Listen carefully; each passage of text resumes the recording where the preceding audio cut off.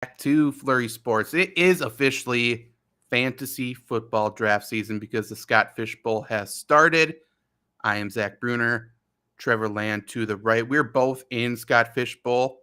This is Trevor's first Scott Fish Bowl year. I've done it for the past few years, so you have a perspective of a couple different people here. Someone who has done it multiple times, and obviously they change the scoring settings every single year, so it's never exactly the same, obviously.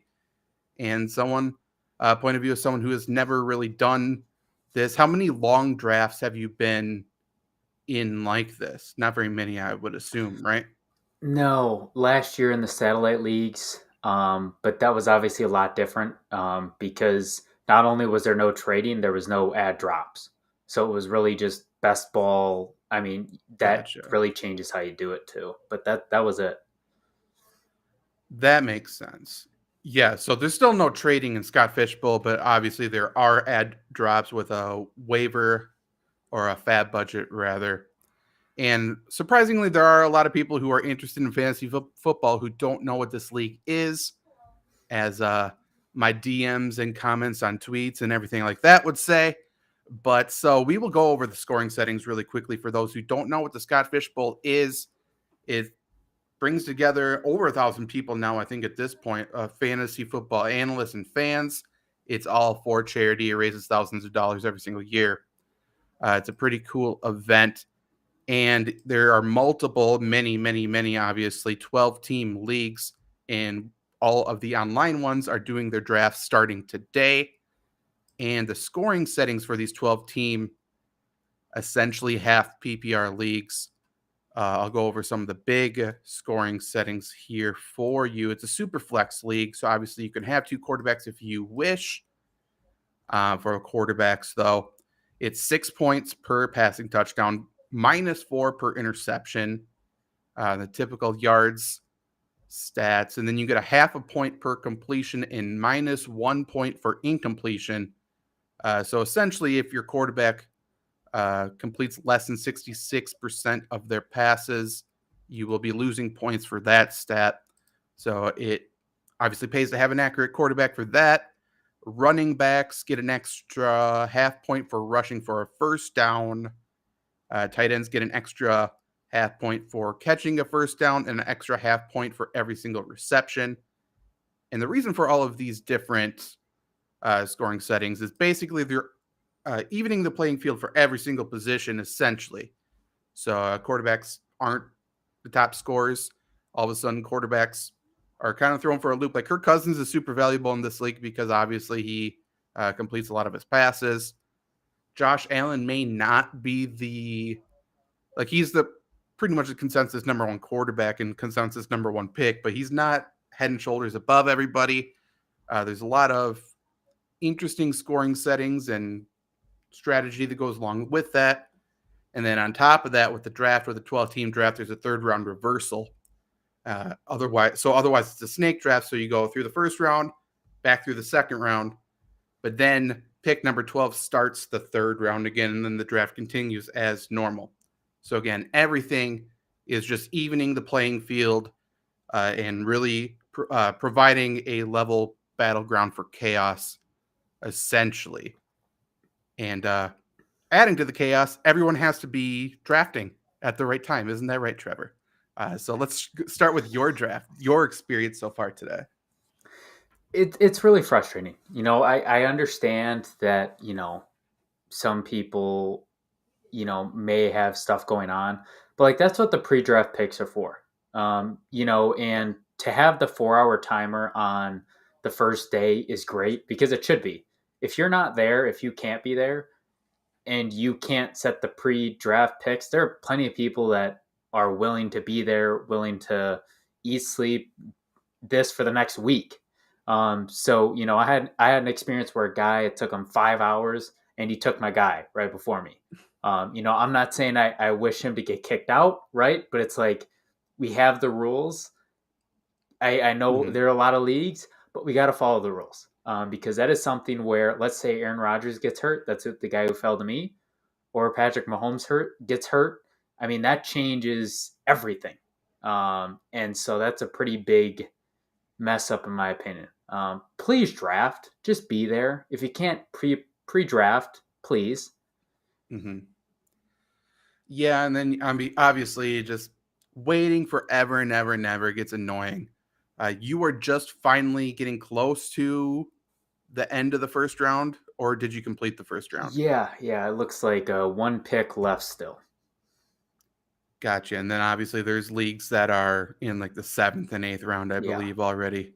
So if that gets frustrating, let's share the results from your first round then, and then we'll take a closer look at my draft. I think my draft is almost through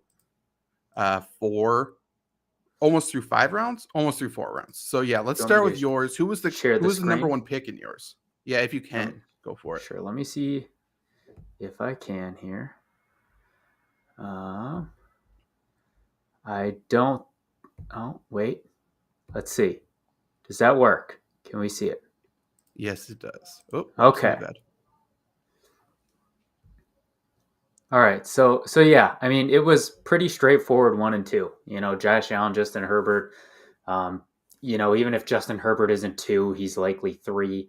Kyler Murray at 3 though. That got me. That set me for a loop. Um, Mm-hmm. Again, you talked about the interceptions and completions. Kyler Murray is a solid quarterback, but he is not accurate. He's not a great passer. And so when you have a Right. guy like Patrick Mahomes, Aaron Rodgers, we talked about him off air. I understand he doesn't throw as many touchdowns, but the accuracy is on the money. So I was interesting at 3. Mahomes got taken at 4. That hurt, but Aaron Rodgers at 5. We talked about him. Not a lot of touchdowns, but interceptions, incompletions held to a minimum. So maybe not a boom, but no bust. And then you see Lamar, good running quarterback, little better accuracy wise. You got 2 tight ends, Jonathan Taylor sandwich in there, and then Burrow and McCaffrey. It'll be interesting to see how the people who didn't go quarterback do in the second round. But Mm-hmm. for the most part, it seems pretty standard outside of Kyler Murray at 3, I would say.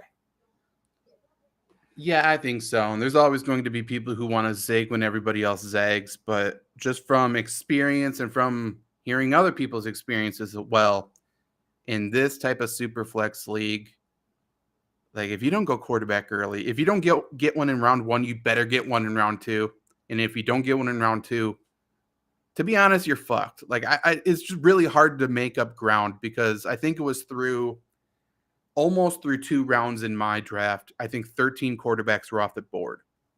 Like that's a lot. That's a lot of Yeah. quarterbacks, and you better hope your quarterbacks hit and they don't get hurt. Like I'm going to take 3 probably. I'm going to make sure I have a third guy ready to go, depending on who my second quarterback is. Maybe if it's like maybe I'll do a Mitchell Trubisky, Kenny Pickett type of thing. I don't think I will, but if that's the situation, then I'll have 3. I don't know. We'll see. We'll see. But yeah, I think that's a pretty standard first round. Some guys taken early. I think Jonathan Taylor, I think the consensus would say that's a little bit late for him. Obviously, my draft was on the other end of the extreme. We can take a look at this. Here we go. Okay. So I picked second, which kind of sucks in this type of format. Like I said, so it starts here, we go all the way back, and then usually when you get back-to-back picks here, basically, I don't get that. So we made the horseshoe here, and then we started here again. So that kind of sucks. But whatever. Jonathan Taylor was picked first overall, and I was stoked. So I went Josh Allen. And that basically started the quarterback run here, which is a typical quarterback run in this league. So yeah, Josh Allen led the charge there. I think he was the consensus number 1 though. After that, Joe Burrow, Lamar Jackson, Kyler Murray went 7th in ours. Travis Kelce ended up going 8th. Like I said before, tight end premium. So Kelce is essentially the wide receiver 1 in this league. Tom Brady, Christian McCaffrey, Russell Wilson, Dak Prescott. And then around the horn here, we had Jalen Hurts. Mark Andrews ended up going at the beginning of the second round. Aaron Rodgers after that. Andrews, maybe if you look at ADP, this is probably a little bit early for him, but you can't really blame him at all for that. Austin Eckler, third running back off the board there. Derek Carr went a little bit early here. A little bit of a mini wide receiver run with Jefferson, Kupp, and Chase. Nothing too wild. Kyle Pitts went right before me, and I was stoked with that. So I followed Josh Allen up with Najee Harris. I wasn't sure if I wanted to go running back because I like the running backs in this range as well.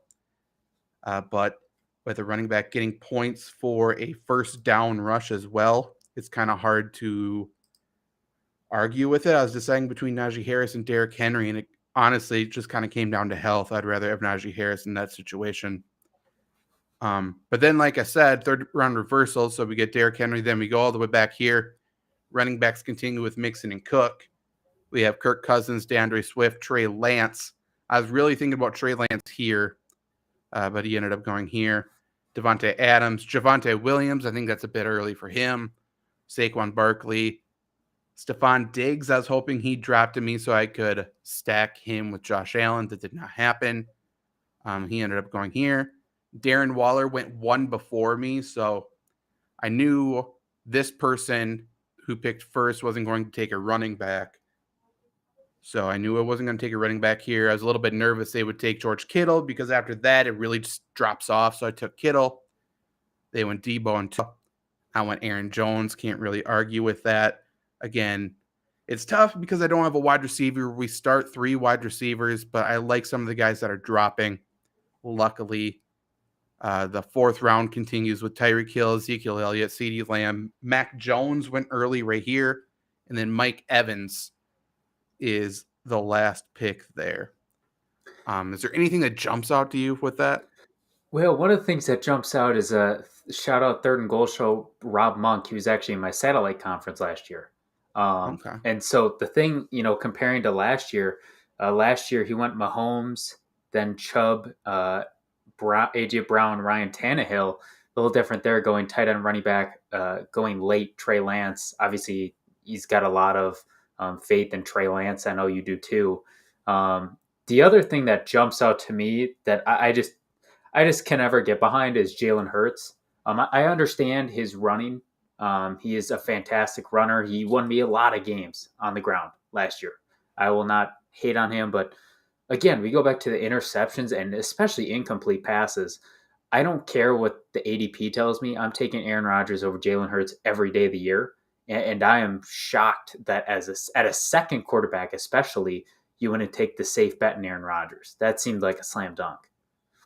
Yeah, I think if this was a typical fantasy league, I think I would side with Jalen Hurts over Aaron Rodgers. If you look at the boom bust tool on Flurry Sports, Jalen Hurts is basically one of the most consistent fantasy football quarterbacks in the league. And obviously because of his legs, not because of his arm. To your point, in this league, when you get minus points for incompletions, that's going to be tough because he's going to throw a lot of balls into the dirt. It doesn't matter who the receivers are. That is just what Jalen Hurts is. Kind of a knock against him, kind of not. But yeah, so in this type of league, you have to credit Aaron Rodgers. You have to boost him a little bit. So yeah, that is, in my opinion, a little bit of a miss. But I mean, on the same, to play devil's advocate, if Hurts takes the steps forward and if he becomes a more accurate passer, he still has his legs. So who the hell knows, I guess. Going forward, so yeah, looking at my team, I guess I can bring this back up. So pick second, I have Josh Allen, Najee Harris, George Kittle, Aaron Jones. So like I said, it's a super flex, so you can start 2 quarterbacks. You start 3 wide receivers. So I don't really want to, pigeonhole myself here and just like make sure I draft specific positions because I adapt to the draft and stuff. But I really would like to get a quarterback wide receiver on the 5-6 turn next round. I was kind of hoping for Keenan Allen to drop. I think that's kind of a pipe dream at this point. But I think I can get Terry McLaurin. How would you feel about Terry McLaurin as your wide receiver 1? In this league, I think it would be perfectly fine. And you look at, especially when you look at your team, obviously not everybody has drafted 4 times, but I don't think it's really even close whose team is the best through 4 rounds. Like you look at it, you got the best quarterback in the league, you got two of the best running backs, and you got a tight end. And so you got two of the best players at their positions in a premium league, and you got two of the best running backs too. So, you know, is McLaurin a step down? Sure, but when you go 4 for 4 at the jump, not everything can be stacked. This is a 12-team league, so him as a wide receiver one should be just fine. Yeah, I don't want to get too confident because, like, I think it was last year. I think I had the second most projected points out of everybody who drafted, but I drafted J.K. Dobbins, I drafted Cam Akers, Daryl Henderson, and who was the backup in Baltimore? Gus Yeah, Edwards. Gus Edwards. Yeah, so I lost three of my running backs before the preseason started. So I'm like, what the fuck am I even gonna do? I ended up making the playoffs, I believe, and then losing pretty badly. But yeah, at this point, I think it's really important to stack running backs. By the way, I mean that's the wrong word to say, but like handcuff running backs, I think that's super important in this type of league. I don't know if I'm going to be able to get AJ Dillon to pair with Aaron Jones, but having somebody like that, I think like I do put a lot of stock into that. Like if I was deciding between Aaron Jones and who's a running back that kind of has a pair behind him, let's say Damian Harris. Obviously, they're on different playing levels, but like there's a clear number two guy in Green Bay. Nick Chubb is a similar situation. If Nick Chubb goes down, Kareem Hunt's going to be a stud. Like I put a lot of stock into that. If I can reach a little bit to get that second guy, I think that makes all the difference, and it's paid off, a million times for me at this point. Like, and it's gone against me a million times when I don't get that guy. So I think it's worth reaching, and I think it's a good tiebreaker when you're deciding between two players like that as well. Personally, especially in Yeah, stuff like this because it's high stakes. Like you need to pitch a perfect game here. yeah. You look at players like, obviously it's a little different because the workload is so big, but you look at guys like Dalvin Cook. Can he stay on the field? Alexander Mattinson is probably a guy you need to pick up. I mean, Mm-hmm. to your point, guys are going to get hurt. Probably every team in your league is going to have one guy injured before the season at some capacity. So you need to have backup plans and you need to have good ones. So to your point, it's a great start through 4, but you can't get too cocky because you can't miss. One miss, this whole thing is gone, especially in the playoffs when you're playing teams that aren't in your league, aren't in your division. That's when it gets Mm-hmm. really close, splitting hairs. You can't miss if you want to win. And early on in the season, don't be afraid to use that fab budget too.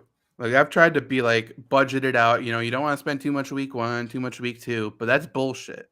Like you need to pay for your guys. And I've seen in leagues like this, I think even in Scott Fishbowl, like teams that go into the season with one obvious weakness, it's almost better. Like if you're stacked, like you have so many good wide receivers, so many good quarterbacks, maybe you just have I don't know if my RB2 is that great. I don't know if my flex is that great. If you can overpay right away when all of a sudden there's one guy who emerges, one guy gets a lucky break because of an injury ahead of him, and you overpay, like that completes your team. Then yeah, that's something I have definitely needed to get better at. I think that's been the weakness. One of my weaknesses in fantasy is budgeting fab. Like, just Yeah. spend it. Yeah, and especially in this league too. Like, let's say you're short on wide receivers, which is probably what's going to happen seeing the start. But let's say you're short on wide receivers. If somebody Mhm. goes off week 1 and 2, um, and you put a ton of fab on them and they don't do anything, it doesn't hurt you. You're still at the same point, right? There aren't going to be guys, wide receivers that come out that you can get the fab budget week 10 really, anyways. Yeah. So it's really, if you get them, awesome. That's fantastic. If they don't pan out, I mean, you're kind of screwed anyways, so you might as well give it a chance. Yeah, you got to. You got to absolutely risk it at this point. Is there anything else you want to talk about for Scott Fish Bowl 12 day one? For me, I guess it would just be, obviously one, everybody's going to say it is, have fun, right? But also just don't be too cocky. Like, I've seen some analysts in the past be super cocky. You see analysts, three of them, and they see seven fans, and you think, oh, this is easy. There's a lot of luck in fantasy too. And so the moment you think this is easy, you try to get cute, you try to make a cute pick. Again, like we said, one pick is going to screw you up. You do that once, you're done. Your season's over. Kiss it goodbye. You're screwed. So keep your self esteem at a minimum, maybe, and don't get too big for your britches, because when you lose that fan, that'll send you crashing down if you think you're better than them. Yeah. Yeah. Did I that hit a agree. note? I'm not sure. I don't know. I honestly don't even know who I've lost to in the past. I block him out. I pretend it doesn't happen. But to your point, I mean, there's so much risk involved. Like I said, last year I was projected to have the second best team out of over 1,000, and literally every running back tore every ligament in both of their knees immediately. Like, it was unbelievable. It was really fun, actually. It was like, how could what's going to happen today? It was every single day. It was great. Well, they were But back-to-back days too, if I remember correctly. Dobbins and Edwards. yes, and Marcus Peters was in there. Like, Yep. everything for the Ravens, they stopped practice. They're like, we just got to stop. This is not okay. Yeah, it was. But you That know was a what? shit show. It might have been a shit show, but I still see a big ass trophy in the back. What? Yeah, there's a few. We're good. We're good. We're doing good here. We're gonna get more too. I don't even know what that top prize is for Scott Fishbowl. Let's see. Let's see right here. Does it say it on the site? I don't think so. You'd think so. Doesn't say. I didn't I even don't know. remember seeing prizes. Some of I don't us know. are in it for the name of the game, but No. Oh, yeah, I play for the love of the game. No. I play for the zeros in the bank account. That's fine. That's okay. But yeah, this was. We might do it tomorrow. We'll see what pops off tomorrow for the Scott Fish Bowl. We might do another, like, a day two in review. If you are in Scott Fish Bowl, let us know in the comments how your drafts are going so far. Hopefully they're going smoother or at least quicker than Trevor's. And hopefully you're getting the guys fall to you that you would like. I said it in a video the other day, and I'll reiterate it here. There's already been some comments about what we should provide in terms of shows during the fantasy football season. Let us know in the chat here or in the comments here as well. Some people saying they want for sure a bunch of season-long shows during the week. We will be doing that. And there was a suggestion for a Sunday morning DFS show. And I think that is something I can probably do. Bring that back. Those are fucking stressful mornings because you're managing a show while it's like, oh, which guy got ruled out of my team? And then you're trying to change like 50 DFS lineups, but we can do that. We'll do that. I don't It'll I be don't fun. play DFS, so I could help. I could be, the peace calm guy. Like, I know how it works, but I don't have to be running around. It's always super calm. It's like answering questions and you're like juggling. It's so nice. You're spinning all these plates and you feel so smart. It's like, oh yeah, we got this to fit this salary. Really good questions. Things are going super well. And then in a 2-minute span, everybody's out. We don't know if one person's out, and all this shit hits the fan. And lock is in 3 minutes. You're like, okay, do I manage my fantasy team or do I just throw in the towel and lose all this money in DFS? Which one's more important? Because I can only change one. And it's entertaining. There's been plenty of like past streams, I think on my Twitter, of me just having a panic attack. Like, I have a $2,000 on DraftKings going. What are we doing? But yeah, we will. Fuck. We'll do Also, it. It'll be fun. drop your divisions and like your biggest hits and misses. Like, if somebody drafted two in the first round, let us know, because I'm interested, but I don't want to look through all the divisions. Yeah. I mean, go ahead. Do that. Hits or misses or people who got stolen from you. Call out names. Tell us who's on your shit list. That's cool too. Eli Weiner. I think that's actually how you pronounce his name. He took Patrick Mahomes from me after taking 5 hours. That sucks. Sucks so bad. We will be back soon. Definitely check out flurrysports.org. There's a bunch of good content coming there for fantasy this week and beyond. Let us know what articles you want as well, along with videos, and we will do that for you. So until then, see you next time. Goodbye.